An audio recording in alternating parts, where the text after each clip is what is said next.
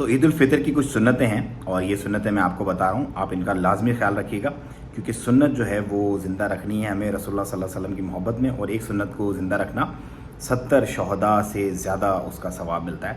تو نمبر 1 آپ نے اپنا صدقہ فطر دینا۔ اگر آپ عمان میں رہتے ہیں تو 1.5 ریال صدقہ فطر ہے، مطلب ایک جان کا صدقہ فطر 1.5 ریال ہے۔ جتنے بھی لوگ آپ کی کفالت میں ہیں ان کا آپ نے ملٹیپلائی بائی 1.5 کر لینا، آپ کو پتہ چل جائے گا، اور پاکستان، ہندوستان یا جہاں بھی آپ رہتے ہیں وہاں پہ آپ اپنے حساب سے دیجیے گا۔ نمبر 2 آپ نے غسل کرنا ہے۔ نمبر 3 آپ نے اچھا لباس پہننا ہے، نیا بھلے نہیں ہو لیکن صاف ستھرا اچھا لباس ہو۔ نمبر 4 آپ نے طاق اعداد میں کھجوریں کھانی ہیں نماز پہ جانے سے پہلے، مطلب 1 3 5 7 9 کھجوریں کھائیں، یہ بھی سنت ہے۔ اس کے بعد آپ نے خوشبو لگانی ہے۔ اس کے بعد آپ نے عیدگاہ پیدل جانا ہے، اور ایک راستے سے جانا ہے اور دوسرے راستے سے واپس آنا ہے، مطلب کوئی بھی 2 راستے ہوتے ہیں نا کسی بھی جگہ پہ جانے کی عیدگاہ کے، تو ایک سے جائیے ایک سے واپس آئیے، اور تکبیرات پڑھتے ہوئے جائیے، اللہ اکبر لا الہ الا اللہ واللہ اکبر وللہ الحمد۔ بہت بہت عید مبارک۔